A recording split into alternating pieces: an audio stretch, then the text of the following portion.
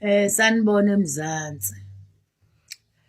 Ngiyayizwa inkulumo ethi ikhulunywa umfobo kwaGugu ngendlela abeka ngayo.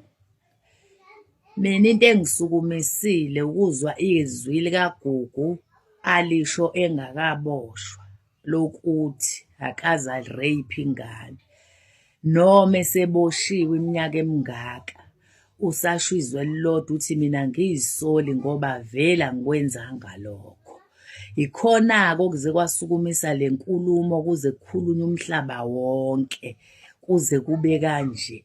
Uma ngabe uGugu ereyphile, mina enhliziyweni yami bengilindele ukuthi kule minyaka seyidonsile usezocela ushwele ngephutha okanye abize umndeni azoxolisa.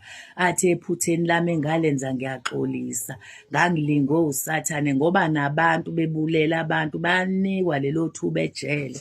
Umuntu ayohlangana nomndeni womuntu ambulala achaze ukuthi ngenzelani lokhu, acele uxolo, athethiswe methethiswa, kodwa ekugcineni evelile ukuthi mina ngakwenza lokhu.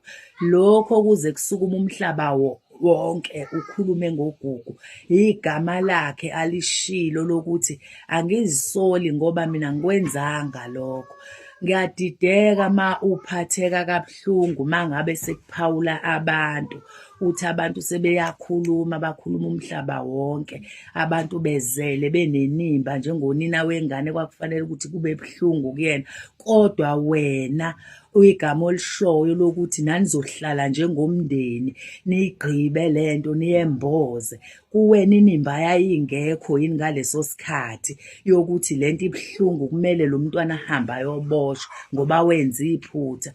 Kwesinye isikhathi izinto siyazisho sizikhulume, lokho esikukhulumayo sesilindele umthetho udlala indawo yawo ngoba ma umuntu enza icala kunemigudu ehanjwayo kubonakale. Iyona migudu-ke le ezosikhulula emphefumulweni, siphumule ekuhlukumezekeni, kungabi nenzondo omunye abheke omunye kabi ukuthi ubani wathi ubani wathi, ngoba phela abelungu mase bekhulumile besho ukuthi imiphumela iphumi kanje. Yila izokhulula khona uGugu empini yokuthi kunenkinga yokuthi abhekane naleli gama. Kodwa uma ngabe kuthiwa uGugu umsulwa kubuhlungu ngoba ngeke likwazi ukugeza igama lakhe. Kwawena koba nzima ukuligeza ngoba manje lenzekile, kodwa ukwenzeka kwento ekugcineni mase seyinje ibuhlungu. Ingakho ngangisho ngithi uGugu akufanele abuyele ekhaya ngoba usezovukwa ulaka abe ne-enga, ngeke abhekane nalo mndeni ngesinye isikhathi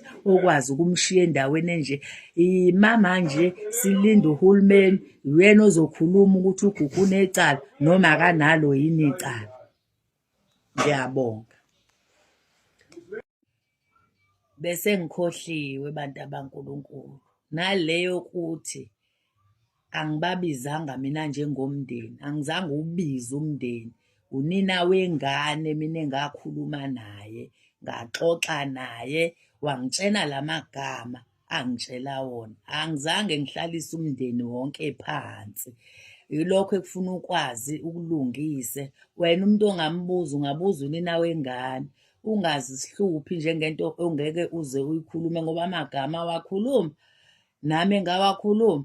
Uyena ongatshela wena ukuthi wakhuluma yena wathini mina ngathini. Ngiyabonga.